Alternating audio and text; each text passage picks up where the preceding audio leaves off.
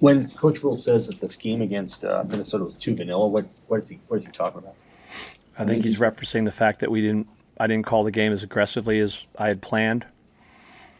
We started off pretty strong the first two drives, got into a decent rhythm, and then after that explosive run, that probably affected me more than it should, and it shouldn't.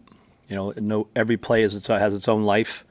So what's going to happen on the next play is not about what has happened on the previous play. So kind of a what's next mentality. I've got to stick to the plan and say, regardless of what happened on the previous play, we still got to approach the game with an aggressive mentality. A little bit of a learning experience for, I think, all of us, but I don't disagree with that. Coach, 2 games in a row without takeaways. I mean, how big of an emphasis is that moving forward? I think it's an emphasis every week. You really get you get takeaways two ways through dominant contact on the body to the ball carrier. So whether it's a running back, a receiver, a tight end, knocking the hell out of them with dominant contact at or around the ball. And the second way is affecting and hitting the quarterback. So I have to do a better job of designing things and calling things that are going to do that. And I think the takeaways will come as we get that accomplished. So, I mean, they can get the ball out pretty quick, Minnesota, right? Is They it did. realistic to get a bunch of sacks? I don't know. I mean, I didn't really. They clearly had a plan to run the football, try to get us on our heels, and then when they did throw it, they threw it very quickly, or they threw screens. So, I think that's probably a plan that we may see moving forward, just because some of the multiplicity we provide you when you're throwing the ball. So, it's a good job by them to getting the ball out of the quarterback's hands. When we were playing man and we were playing zone and letting their players make plays, and that's up to me to make an adjustment, not just the next week, but within the game, seeing how they're attacking us and providing our players with better answers. Coach Rule said that there's been some problems defending those outside or mid zones to the boundary side. What have you seen from there, and what kind of changes? Yeah, he's not wrong. The run that hit us last week is the same run that hit us against Michigan. Everybody's running it, whether they have it in their game plan or not. That's a process of, every offensive coordinator goes in and sees the explosive plays that a team has given up. They're going to put them in the game plan. It's our responsibility, my responsibility to get them stopped. So we'll continue to rep them like we do every week, continue to provide awareness to the players that we're going to see those plays, create a system of awareness to make sure that when those formations show up in the game, because they're the same exact formation pretty consistently, that awareness, and then when the opportunity comes to fit your gap properly or make a tackle or get off a block, that we do that. John, how do you take it when Matt comes out and says that there was trouble with some assistants getting up for this game, especially the team's preparedness to play a tough physical battle when that one played out?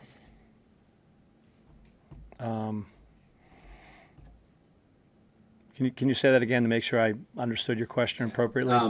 On Monday when we talked to Matt, he said that there were some assistants that said he was crowning Minnesota, and that when the game played out, when it take on kind of a tough physical tone, that Nebraska, that you guys were not ready to respond to that. What's your take on that? I think when it comes to it, I think our whole objective is to make sure that when a fight starts, that we're not counterpunchers, but we're people that are taking it to the other person. And when you taste the smell, you taste your own blood, that you fight back.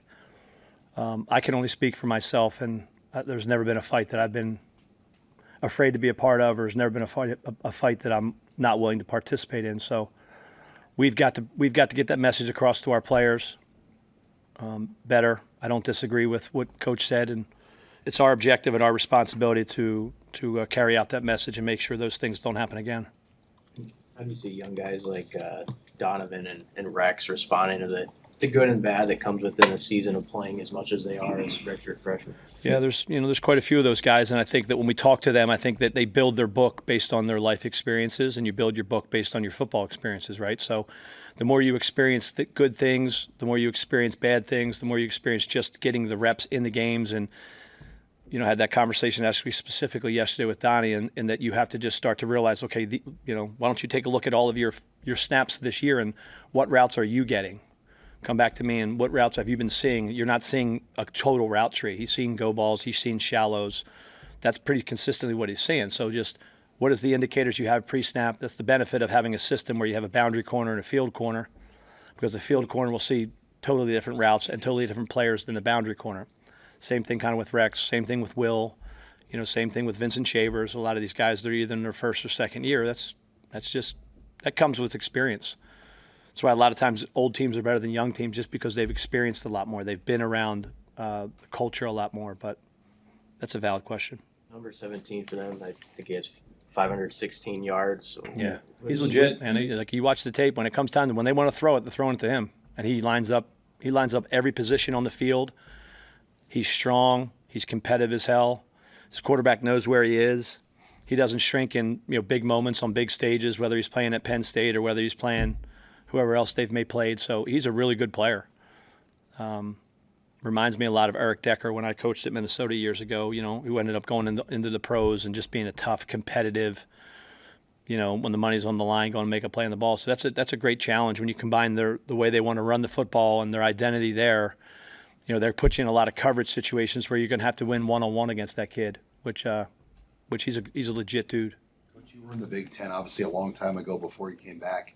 How much has the depth improved of this conference when you just look at the teams and the quality of teams, or Northwestern, UCLA, whoever it is? Yeah, it's tough for me to kind of compare so long ago, but yes, when you look at there's definitely parity in this league, and that's kind of, I think, probably going back to your question in the back when it refers to Coach Rule's comment about whether or not we were ready. Every week is going to be like this.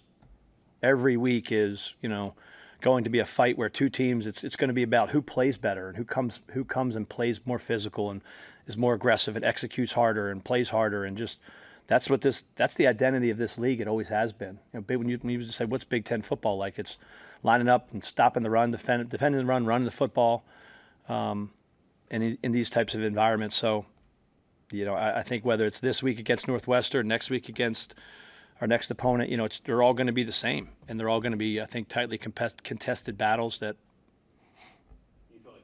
That loss and the way that you guys played has dialed the team in a little bit differently this week. That's our responsibility. That's our job as coaches, is that, when you're a process program like we are, and, that game's over, but there's things to be learned from that game, and making sure that if and when we did get away from the process of, playing physical, playing fast, knowing and executing your job and then doing it for each other, that's where we fall back on.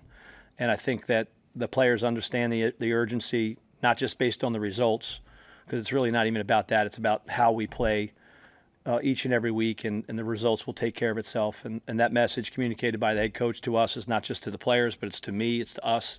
Sometimes as an assistant coach, you can get wrapped up into what the score is or what's going on in the game, and we just got to freaking play every play like our hair's on fire and let somebody else worry about the score.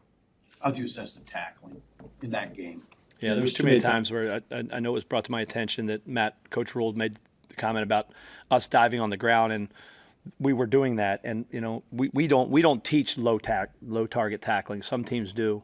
We teach basically you run through the near hip, body on body, chest on chest, run through your target, take the extra steps. So when we started doing that, that was something we were trying to get corrected on the sideline. Just that's not what we want to do. We want to be able to run through our targets and get population to the football. So that's an area that Matt talked about. We address. We tackle every week on Tuesday and Thursday.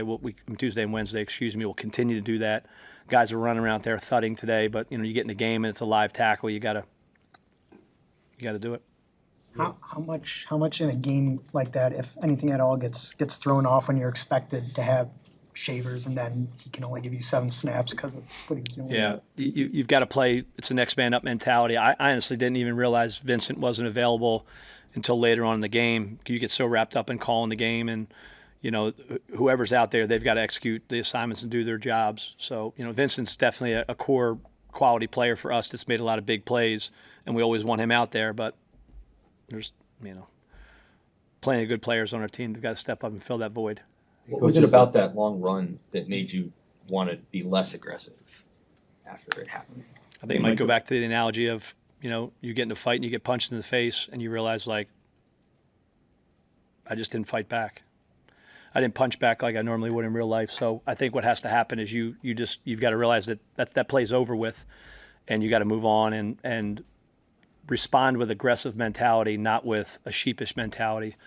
And we talk about it all the time. Sometimes, you're not a sheep, but you have sheep moments. And I think it's a matter of understanding that if bad shit happens to you, then you just that's over with and you got to move on. Hey, Coach, did you guys put Guthrie in a black shirt now? Is he? He is, yes. What has he done just the last month, kind of stepping in for Malcolm and kind of playing a big role for you guys? Yeah, I mean, he hasn't stepped in for Malcolm. And really, Sierra's has stepped in for Malcolm. Rex just won the position. He came in and through training camp, like I think guys asked me last time I was up here, maybe last spring, last fall, just slowly but surely he's put some stuff together. Rex is a physical kid. He's not afraid. He'll tackle you. He'll come up. He had a couple times he dove on the ground, but he also has plenty of times where he's hitting the guys in the face.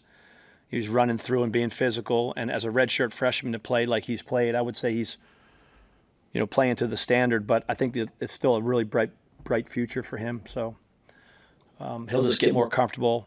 Like an example, that deep ball out in the middle of the field, like he was in great position. Next, as he gets more opportunities, I think he'll intercept that ball and gets more comfortable. But he's done a nice job for him in the things we've asked him to do.